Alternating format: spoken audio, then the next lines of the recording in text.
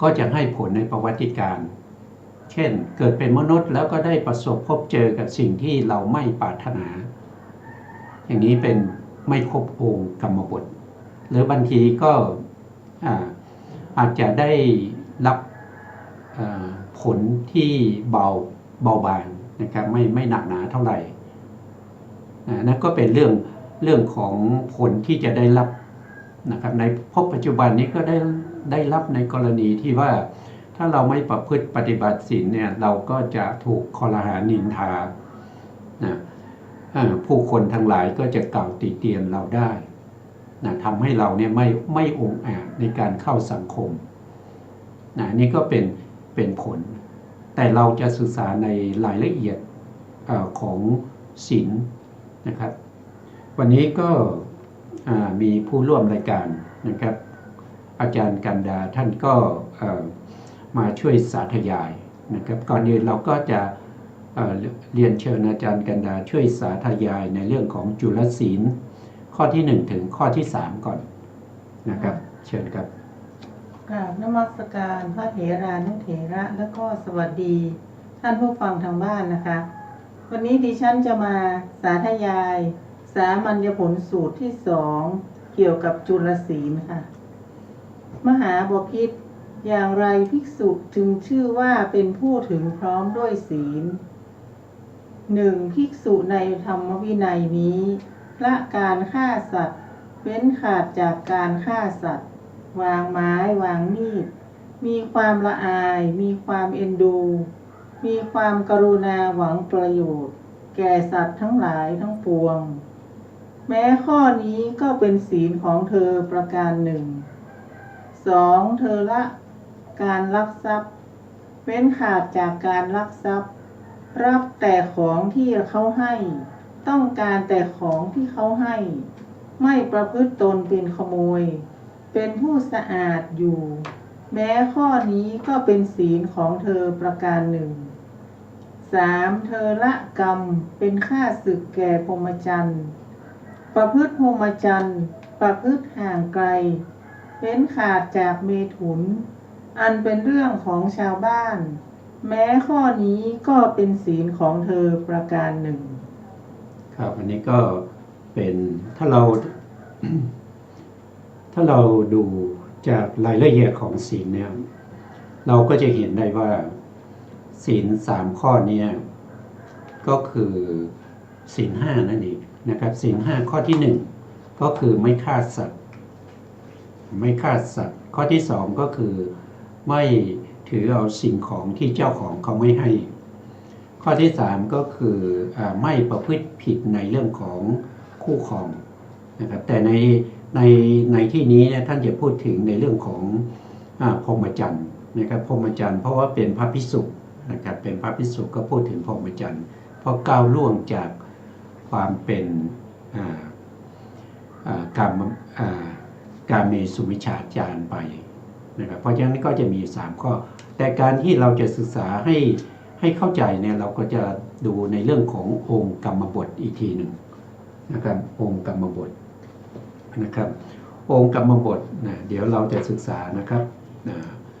เรามาดูองค์กรรมบทนะครับองค์ประโยคะปาณาติบาตองค์ประโยคะปาณาติบาตนะก็เรียนเชิญอาจารย์นะครับอาจารย์กันดาช่วยสาธยายอีกทีหนึ่งนะครับในนะครับเชิญครับแสดงองค์ประโยคะของปาณาติบาตการทำอกุศลนั้นล่วงถึงกรรมบทก็มีไม่ล่วงถึงกรรมบทก็มีถ้าล่วงถึงกรรมบทแล้วการกระทำนั้นก็สำเร็จเป็นชนกกรรมสามารถนำให้ไปเกิดในอบายภูมิได้โดยแน่นอนถ้าการกระทำบางอย่างแม้ไม่ล่วงกรรมบทแต่ก็สามารถนำให้ไปเกิดในอบายภูมิได้ก็มีการกระทำบางอย่างก็ไม่นำให้ไปเกิดในอบายภูมิก็มีเป็นแต่เพียงให้ผลในประวัติการคือกระทำให้ชีวิตความเป็นอยู่ของผู้นั้นต้องได้ประสบความลำบากต่างๆคำว่า กรรมบทนี้มาจากคำบาลีที่ว่ากรรมปะทะเมื่อแยกบทแล้วได้สองบทคือกรรมะบวกปะทะกรรมะคือการกระทำปะทะคือหนทาง เมื่อรวมกันแล้วเป็นกรรมปะทะแปลว่าการกระทำที่เป็นหนทาง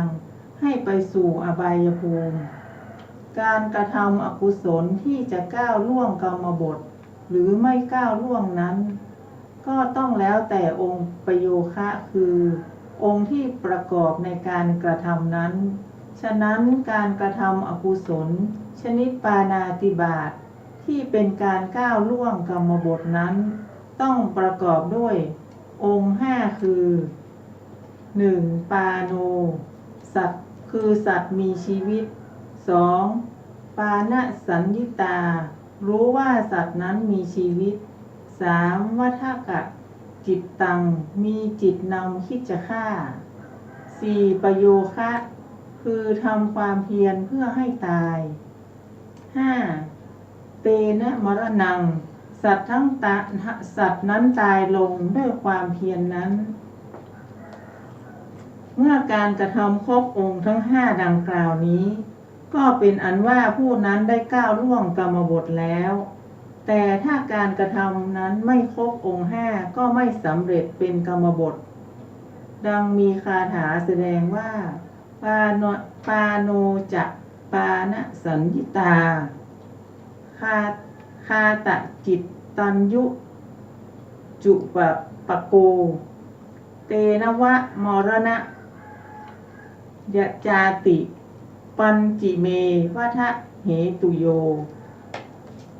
องค์ที่เป็นเหตุให้ในการฆ่าสัตว์นั้นมีอยู่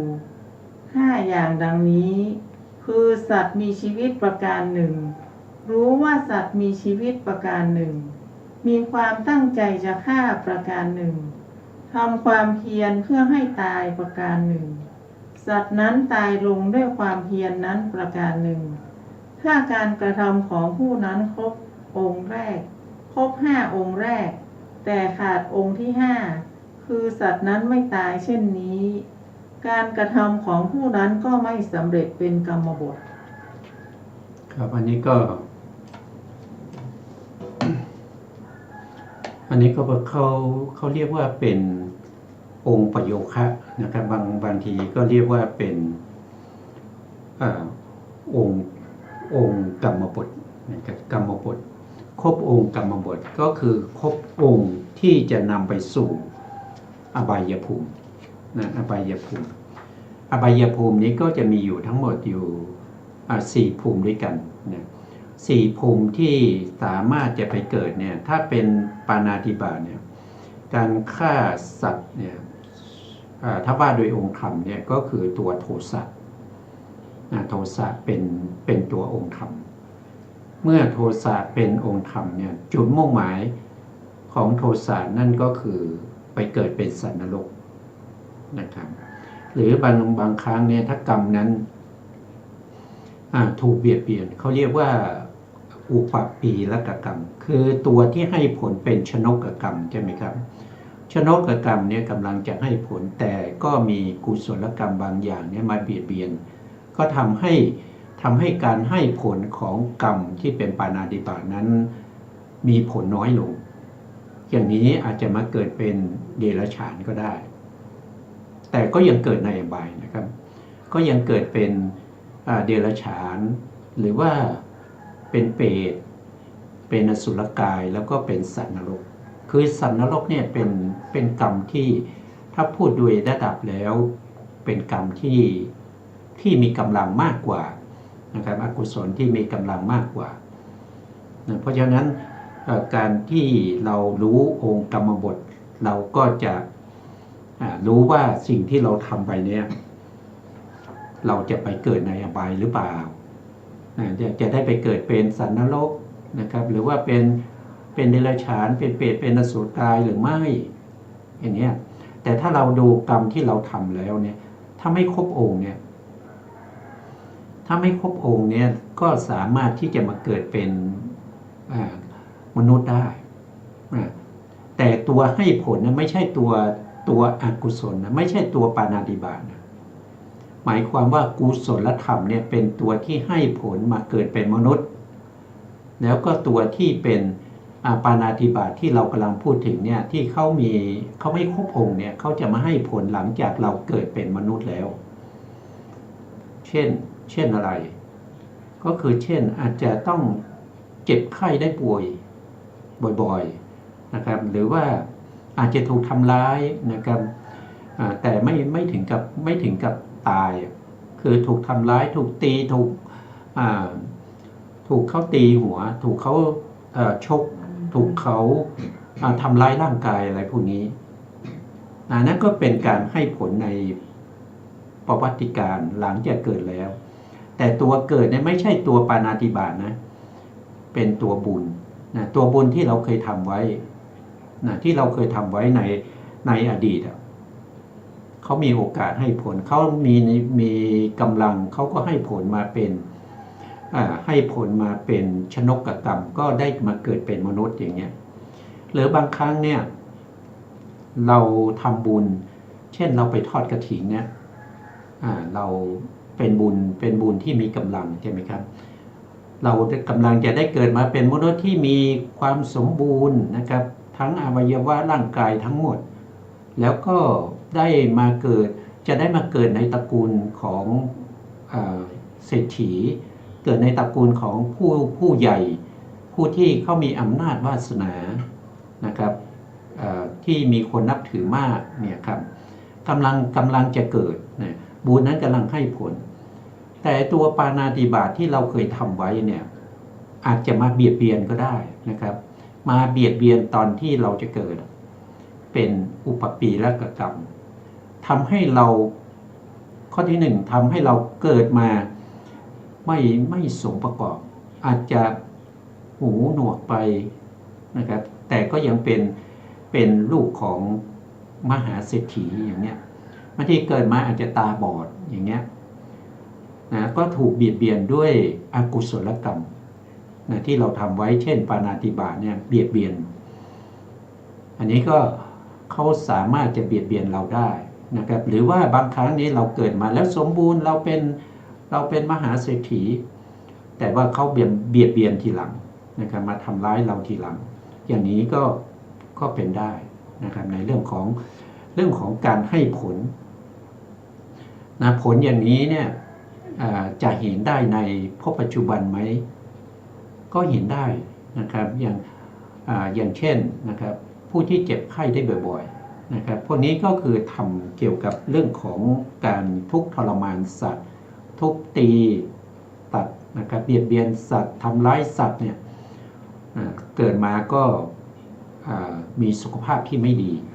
นะอย่างนี้เป็นต้นนะครับซึ่งองค์กรรมบทเหล่านี้ก็เป็นตัวที่จะวัดว่าเราจะไปเกิดในอบายภูมิหรือว่าจะเกิดในสุคติภูมินะของปาณาติบาตนี้ก็มีอยู่กี่ข้อนะครับมีอยู่5ข้อใช่ไหมครับข้อที่1ก็คือสัตว์มีชีวิตรู้ว่าสัตว์มีชีวิตข้อที่1ก็คือสัตว์มีชีวิตนะครับแล้วข้อที่2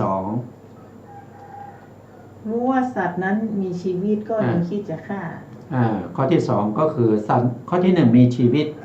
แล้วข้อที่2เราก็รู้ว่าเขามีชีวิตด้วยนะข้อที่3ก็คือคิดจะฆ่าเรามีจิตที่จะคิดจะฆ่าเขาข้อที่4มีความเพียรเพื่อให้ตายข้อที่4นี้ก็พยายาม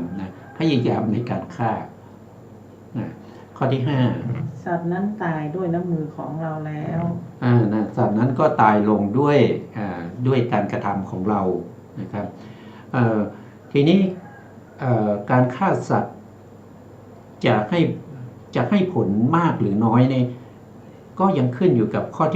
ที่4ด้วยนะข้อที่4คือมีความเพีย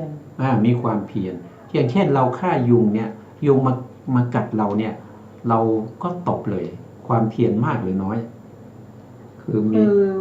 พอประมาณความเพียรเราน้อยเราไม่ต้องไปทำอะไรเลยเขามาบางทีเราก็ตบเลยก็ตายไปนะทีนี้ถ้าเป็นสมมติว่าเราจะฆ่าสุกรอย่างเงี้ย มีความเพียรมากไหม มาก เพราะว่าเขาเป็น ต้องใช้ความสัตย์ใหญ่ใช้ความพยายามมาก ต้องใช้ความพยายามมาก เพราะเขาเป็นสัตว์ใหญ่เราต้องไปหามีดหาค้อน จะต้องไปจับเขามามัดไว้นะครับไม่ให้เขาหนีนะครับต้องทำนะมันความเพียรก็มากนะครับต้องคิดวิธีว่าจะฆ่าด้วยวิธีไหน ใช้เวลาในการคิด ใช้เวลาในการทำอย่างเงี้ยยิ่งสัตว์ที่ใหญ่ขึ้นไปเช่นโคนะครับเช่นกระบือเช่นช้างเนี่ยยิ่งจะต้องใช้ความเพียรมากใช่ไหมครับเพราะใช้ความเพียรมากผลกรรมนั้นก็มากตามนั้นก็หนักขึ้นไปเรื่อยๆแล้วเกิดว่าสัตว์นั้นเป็นสัตว์ที่มีคุณสมมติว่าเราฆ่ากระบือเนี่ยเขาทำงานไถนาให้เราตลอดทุกปีพอเขาแก่แล้วไถนาไม่ไหวเราก็คิดจะฆ่าเขาอย่างเงี้ยใช่ไหมเราก็ต้องมีความเพียรด้วยแล้วก็เขาก็มีคุณต่อเราด้วยอย่างนี้ก็จะให้ผลคือเป็นกรรมที่หนักขึ้นไปอีกใช่ไหมไม่เหมือนกับไม่เหมือนกับตบยุงตบยุงมันง่ายๆนะครับเพราะฉะนั้นก็กรรมมันก็ไม่หนักตบยุงเนี่ยไม่หนักเท่าไหร่นะอันนี้ก็เป็นข้อที่4นะครับส่วนข้อที่5เนี่ย สัตว์นั้นก็ตายลงเพราะความพยายามของเราเมื่อครบ5องค์นี้กรรมนี้ให้ผลเนี่ยเราให้ผลในปฏิสนธิการได้ก็ไปให้ผลเราไปเกิดในอบายนะครับอันนี้ก็เป็นข้อที่1เรื่องของปาณาติบาตนะครับต่อไปก็จะเป็นข้อที่2นะครับในข้อที่2ก็เรื่องของอาทินนาทานนะครับอาทินนาทานก็เชิญอาจารย์กันดานะครับในสาธยายในข้อที่2เรื่องของประโยคค่าในเรื่องของอาทินนาทานนะครับอาทินนาทานก็คือการลักทรัพย์นะครับในหน้าที่93นะครับ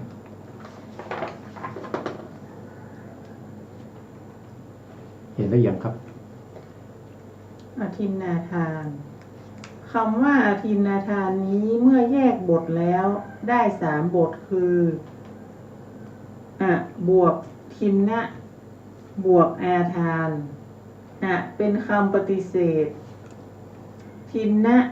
หมายถึงวัตถุสิ่งของที่เจ้าของอนุญาตให้อาทานคือยึดถือเอาเมื่อรวมกันแล้วเป็นอทินนาทานแปลว่ายึดถือเอาสิ่งวัตถุสิ่งของที่เจ้าของไม่ได้อนุญาตให้หรือเจ้าของหวงแหนคำว่าอทินนะคือวัตถุสิ่งของที่เจ้าของไม่ได้อนุญาตให้หรือที่เจ้าของหวงแหนนั้นหมายถึงไม่ได้อนุญาตให้โดยการเขียนหนังสืออนุญาตหรือหยิบยื่นให้ด้วยมือหรือใช้แสดงกิริยาอาการให้รู้ว่าอนุญาตให้เช่นเสือกใสให้ใช้เท้าเขี่ยให้พยักพเยิดให้เป็นต้นหรือกล่าววาจาอนุญาตให้คำว่าอาทานคือการยึดถือเอานั้นได้แก่ลักขโมยจี้ปล้นวิ่งราวข่มขู่ช่อโกงสับเปลี่ยนเป็นต้นแสดงว่าจะนัตตะถะในคำว่าอทินนาทานนะทินนังหรืออทินนังวัตถุสิ่งของที่เจ้าของไม่ได้อนุญาตให้หรือที่เจ้าของหวงแหนชื่อว่าอทินนะอทินนัสสะอาทานังหรืออทินนาทานังการยึดถือเอาวัตถุสิ่งของที่เจ้าของไม่ได้อนุญาตให้ถือว่าอทินนาทานหรืออีกในหนึ่งอทินนังอาทียันติเอเตนาติ หรืออทินนาทานังบุคคลทั้งหลายย่อมยึดเอาวัตถุสิ่งของที่เจ้าของหวงแหนด้วยธรรมชาตินั้นฉะนั้นธรรมชาติที่เป็นเหตุให้การยึดเอาวัตถุสิ่งของที่เจ้าของหวงแหนนั้นชื่อว่าอทินนาทานได้แก่เถยะเจตนาคือเจตนาที่เป็นเหตุในการลักทรัพย์เถยะเจตนานี้ได้ประโยคะสองคือกายะประโยคะการขโมยด้วยกายวจีประโยคะใช้วาจาล่อลวงต่อนี้นะครับองค์แห่งประโยคะอาทินาทานองค์แสดงองค์ประโยคะของอทินนาทานการทำอกุศลชนิดอทินนาทานที่เป็นการก้าวล่วงกรรมบทนั้นต้องประกอบด้วยองค์ห้าคือปรปริคหิตังวัตถุสิ่งของที่มีเจ้าของเก็บรักษาไว้ 2. ปรปริคหิตะสัญญิตารู้ว่าวัตถุสิ่งของนั้นมีเจ้าของเก็บรักษาไว้เถยะจิตตังมีจิตคิดจะลัก 4. ประโยโคทำความเพียรเพื่อลักอวหาโรได้สิ่งของนั้นมาด้วยความเพียรนั้นเมื่อการกระทำครบองค์ทั้งห้านี้แล้วก็เป็นอันว่าผู้นั้นได้ก้าวล่วงกรรมบทแล้วถ้าการกระทำไม่ครบองค์ห้าก็ไม่สำเร็จเป็นกรรมบทดังมีคาถาแสดงว่าปรสัสังตถาสัญญาเทยะกิตตะตัญยุจุปะกโมเตนะหาริโรติปัญจังคาเทยะสัสสะยะตะนาสมา องค์แห่งการลักทรัพย์แปล องค์แห่งการลักทรัพย์สิ่งของมี5อย่างคือสิ่งของของผู้อื่นประการหนึ่งรู้ว่าเป็นสิ่งของของผู้อื่นประการหนึ่งมีจิตคิดจะลักประการหนึ่งทำความเพียรเพื่อลักเอาสิ่งของนั้นประการหนึ่งและลักเอาสิ่งของนั้นมาได้สำเร็จประการหนึ่งครับอันนี้ก็ เป็นองค์แห่งอาทินนาทานครับอาทินนาทานก็คือการถือเอาสิ่งของที่เจ้าของเขาไม่ได้อนุญาตไม่ว่าอะไรก็ตามนะครับที่มีเจ้าของถ้าเราไปถือเอาการถือเอาเนี่ยถ้าเราตอนแรกถ้าเรามีจิตที่จะคิดที่จะลักเนี่ยเมื่อคิดที่จะลักแล้วเนี่ยเราไปถือเอาสิ่งของนั้นยกเอาสิ่งของนั้นแต่เจ้าของเขาเห็นก็วางลงอย่างนี้ก็ถือว่าเราได้ลักทรัพย์แต่ไม่ถือว่าครบองค์กรรมบทเพราะว่าเราคิดจะลักแล้วเราก็ไปถือเอาพอถือเอาแล้วเจ้าของเขาเห็นพอเจ้าของเขาเห็นเราก็ถือมาดูนะครับทำกิริยาว่าดูซ้ายดูของนั้นเสร็จแล้วก็วางไว้ที่เดิมนะครับอย่างนี้ถือว่าอาทินนาทานนะแต่ถือว่าไม่ครบองค์กรรมบทเพราะสิ่งของนั้นเราคิดจะลักแล้วก็มีความพยายามในการลักแล้วแต่การลักนั้นยังไม่สำเร็จนี่ก็เป็นอาทินนาทานแล้วนะซึ่งท่านก็อาจารย์ท่านก็ได้เพิ่มเติมนะครับในเรื่องของวจนถะในเรื่องของวจนถะในคำว่าอาทินนาทานแปลว่าอะไรท่านก็บอกนะครับก็คือเป็นคำปฏิเสธ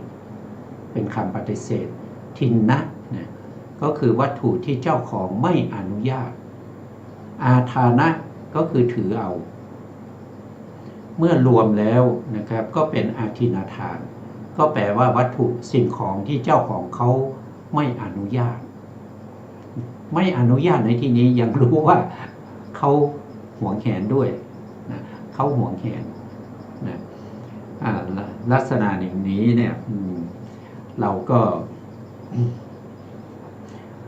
ไม่ความจริงแล้วเราก็ไม่น่าจะต้องอยากได้ของเขาอะนะครับเพราะว่าเราก็มีความสามารถนะครับมีความสามารถในการที่จะแสวงหามาได้ด้วยความบริสุทธิ์อย่างเงี้ยเราไม่จำเป็นที่จะไปถือเอาสิ่งของที่เจ้าของเขาไม่ได้ให้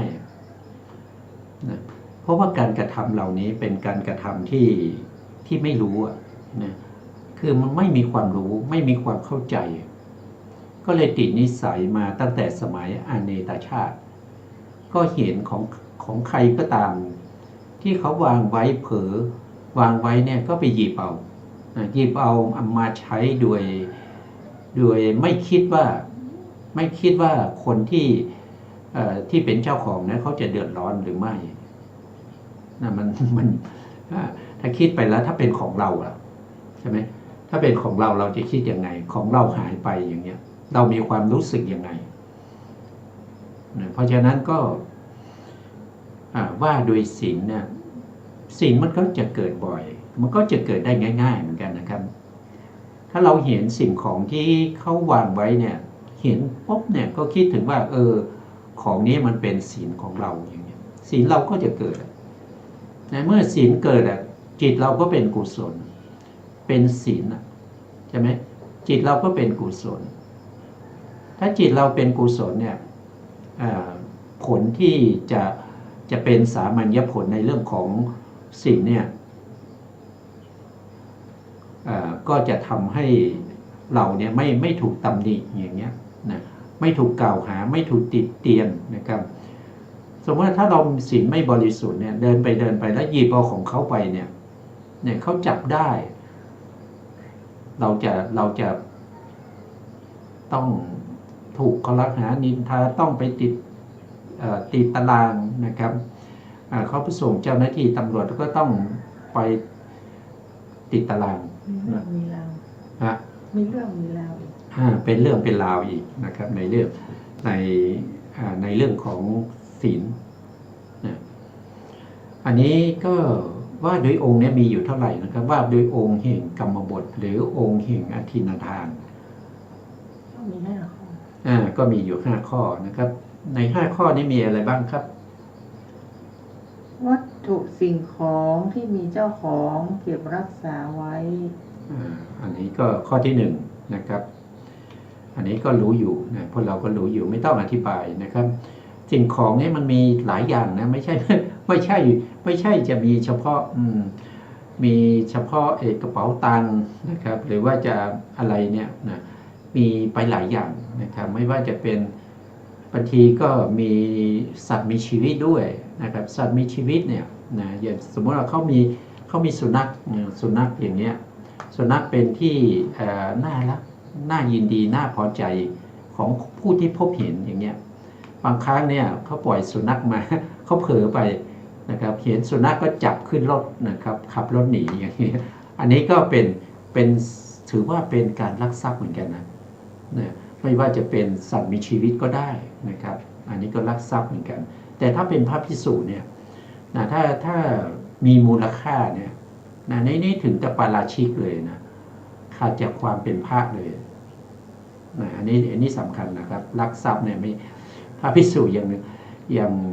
ขาดจากความเป็นพระได้นะเป็นปาราชิกได้นะครับลักทรัพย์เกินกว่า5 มาศกอย่างนี้นะเพราะฉะนั้นเห็นสิ่งของเขาเนี่ยก็นึกถึงตัวเรานึกถึงศีลเรานะครับแล้วก็นึกถึงว่าถ้าของเราหายเนี่ยเราจะรู้สึกยังไง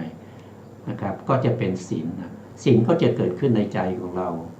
ศีลนั้นก็จะเป็นคุณธรรมนะครับเป็นคุณธรรมในใจของเราทำให้จิตใจของเราเนี่ยผ่องใสเมื่อเรามีศีลเนี่ยก็ไม่เดือดร้อนใจนะครับไม่เดือดร้อนใจไม่มีวิปฏิสารนะครับทำให้จิตของเราไม่เดือดร้อนใจนะเมื่อจิตของเราไม่เดือดร้อนใจเนี่ยเราเวลาเราจะทำสมาธิ นะหรือว่าเราจะประกอบคุณงามความดี เราก็ไม่ต้องไปเกรงกลัวใครนะปราโมทย์ก็จะเกิดนะไม่มีความเดือดร้อนใจคือ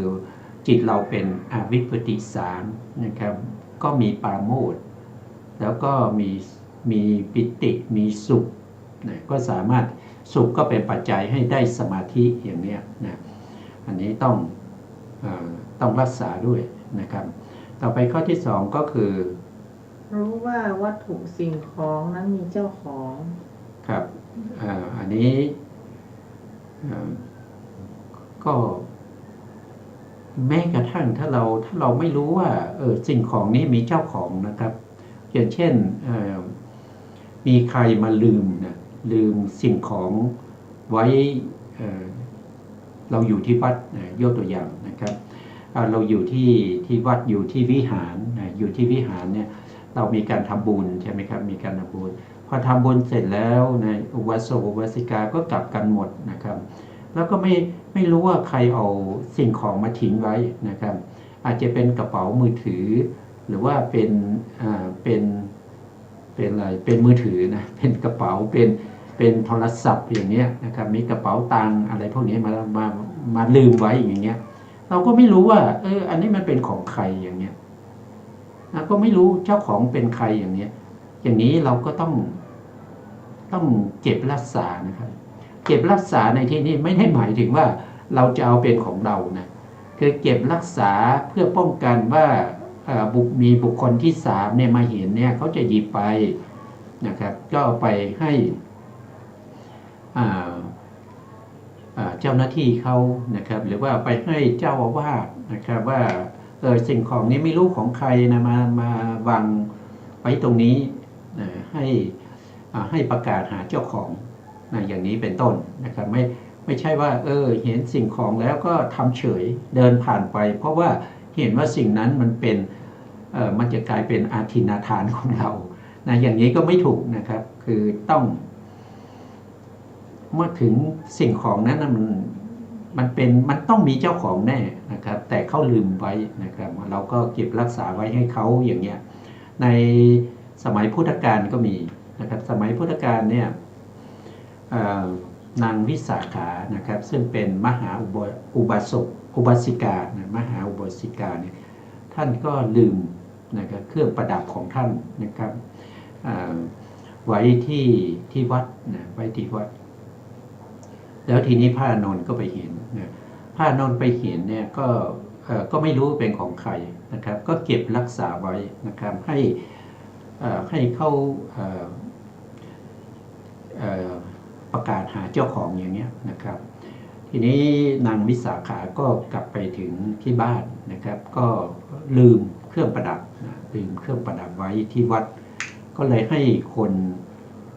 นใช้เนี่ยไปดูนะครับว่ายังอยู่ที่วัดไหมนะคนใช้ก็ไปดูนะครับคนใช้ก็ตามไปดูก็ดูว่าผ้านอนเก็บรักษาไว้นะครับผ้านอนเก็บรักษาไว้จะคืนให้เจ้าของอยู่นะนางวิสาขาเนี่ยเขาเป็นโสดาบันเขาเป็นโสดาบันเมื่อรู้ว่าสิ่งของที่ลืมไว้เนี่ยมีพระภิกษุเนี่ยไปจับต้องแล้วนะเขาก็เลยรับมาแล้วก็เอาไปขายนะครับขายได้เงินมาหลายโกฏอยู่นะครับแล้วเขาก็เอาเงินนั้นมาทำบุญนะครับมาทำบุญมาสร้างศาลามาสร้างที่พักสงฆ์นะครับอย่างนี้เป็นต้นนะครับคือโสดาบันนี้เขาไม่มีความตนีนะเขาปราศจากความตนีแล้วนะแล้วก็ถ้าเราปล่อยไว้นะครับถ้าอย่างเช่นผ้านอนเห็นแล้วไม่เก็บรักษาไว้เนี่ยอาจจะมีบุคคลอื่นนะครับมาเก็บไปอย่างนี้ก็จะเป็นปัญหาเลยนะครับเป็นปัญหาข้อที่1ก็คือวัดก็จะเสียชื่อเสียงนะครับอันนี้ก็เป็นผลนะวันนั้นไปทำบุญที่วัดนั้นวัดนี้นะลืมของไว้หายเลยนะไปตามแล้วเนี่ยลืมแค่ไม่กี่นาทีเองนะพอจะขึ้นรถนึกได้ก็เข้าไปดูหายไปแล้วอย่างเงี้ยวัดก็เสียชื่อเสียงนะครับและอีกอย่างหนึ่งนะครับ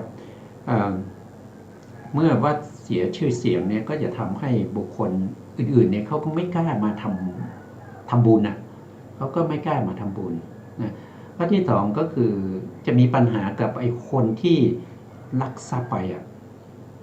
นะไอ้คนลักทรัพย์ไปเนี่ยก็ทำอาทินนาทานนะก็จะเป็นกรรมของเขาอีกนะผู้ที่พบเห็นคนที่สามเนี่ยที่ลักไปเนี่ยนะก็ไปทำอกุศลกรรมผลของอกุศลกรรมก็ได้รับผลในโอกาสข้างหน้าอันนี้ก็เป็นเรื่องของการที่เราจะเก็บรักษานะครับเก็บรักษาไม่ใช่ว่าเราจะปล่อยให้มันหายไปเพราะเรากลัวว่าศีลเราจะขาดนะไม่ใช่อย่างนั้นนะครับก็ต้องพิจารณาด้วยปัญญาเหมือนกันว่าสิ่งของนั้นเรารู้เขามีเจ้าของแต่เขามาลืมไว้เนี่ยถ้าเราไม่เก็บรักษาไว้ให้เขาเนี่ยบุคคลที่สามมาเห็นแล้วก็เอาไปเนี่ยก็จะทำให้วัดเราเสียชื่อเสียงแล้วก็ทำให้คนเอาไปเนี่ยก็เป็นอกุศลกรรมด้วยนี่ก็มีปัญหานะครับข้อที่สามมีจิตคิดจะ